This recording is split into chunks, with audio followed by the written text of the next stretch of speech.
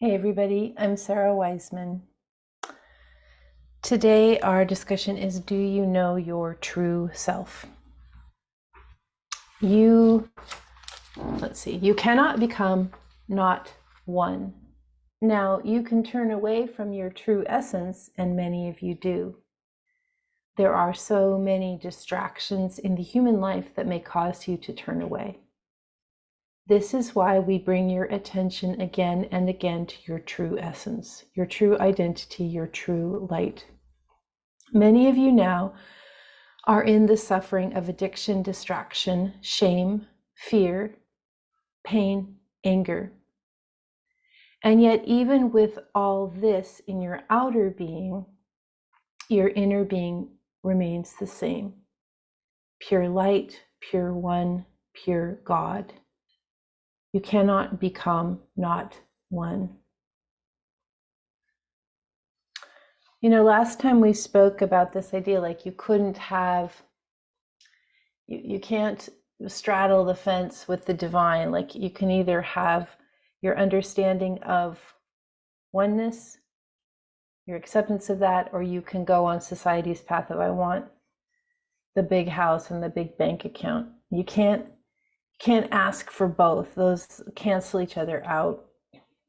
And again, it's not that some people who really understand oneness and really practice from this place might end up being wealthy because for some reason their soul path requires that. I don't know why, but you can't just go in there loading the universe up with orders for financial or success or fame or whatever. So just like it's just not going to work. You got to choose. So this idea, do you know your true self? And I like this part. Many of you now are in the suffering of addiction, distraction, shame, fear, pain, and anger. And I would like to say that many people who are in suffering because of their enormous sensitivity to everything, to oneness.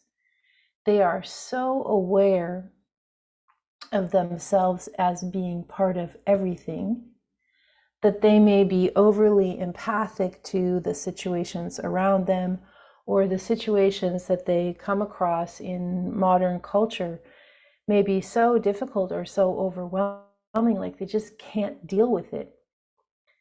And so when you're with people who are suffering a huge amount or who are doing all different types of addictions or distractions, or who are living from a place of fear or anger a lot, there can be this tendency to think, oh, they're just not, if they were further along, they wouldn't be an addict. That's not true.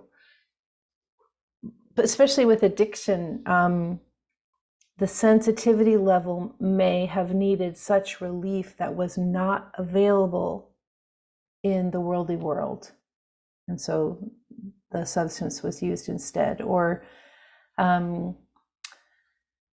that's a good example, but this idea that people who are in suffering are not bad people at all. They are sensitive people. They are people that could not find what they needed from the culture at large. And who's creating the culture at large? We are. And so how do we, as people who understand our true selves as pieces of oneness, how do we begin to influence the culture at large so that it can reflect that more instead of this very base, profit driven, competitive society that we live in? Don't fool yourself, especially when things are beautiful or well packaged or well marketed. We think, oh, it's so great. It's not. Anytime this profoundly sophisticated marketing comes in, it's like gambling. It's designed to just hit all your bells and whistles. And take another look there and really look at what the culture really is.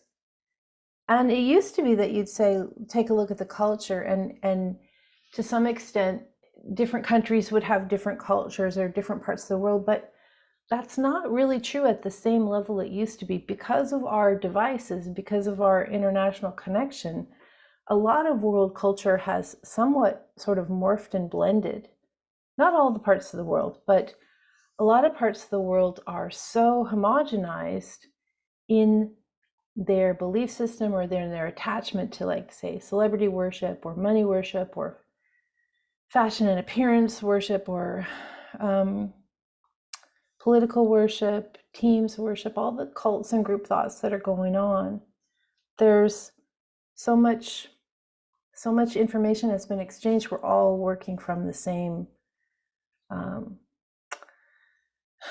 place. Again, not in all parts of the world, but the parts that are fully connected, there's this sort of homogenizing going on. It's not good because the larger percentage is not aware. The smaller percentage is aware, but how do we get the smaller percentage to have influence over the dominant culture? And maybe we don't. There used to be that idea of the tipping point, that if a certain percentage of people became aware, then the world would start to shift. Gosh, I don't know. I just know that if you're aware, if you're conscious, if you're awake, you just don't hide that, spread that, live from that place. That's all we can do. That term of being a light worker, if you like that term, just spread your understanding to whoever seems to understand it. If you get a blank stare, don't talk to that person.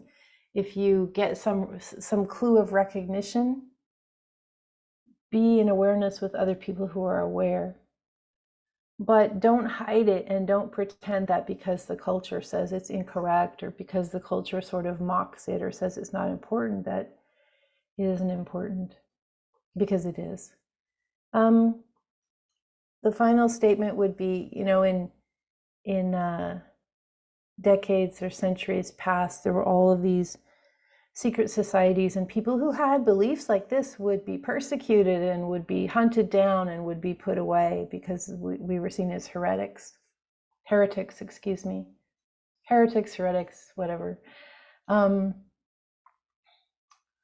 We have this very interesting time period right now in most places of the world, not all, where we don't have to hide. Myself, centuries ago, could never have spoken like this, especially not as a woman or even as a man. We have this time frame that is different, where we are actually safe to express what we want.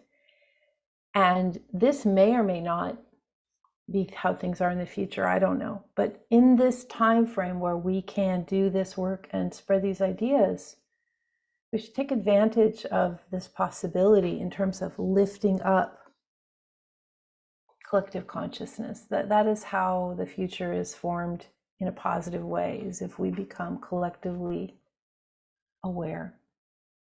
So, do you know your true self? Yes, you do. You're one of one. This is true for everyone. Thank you for listening, and seeing you next time.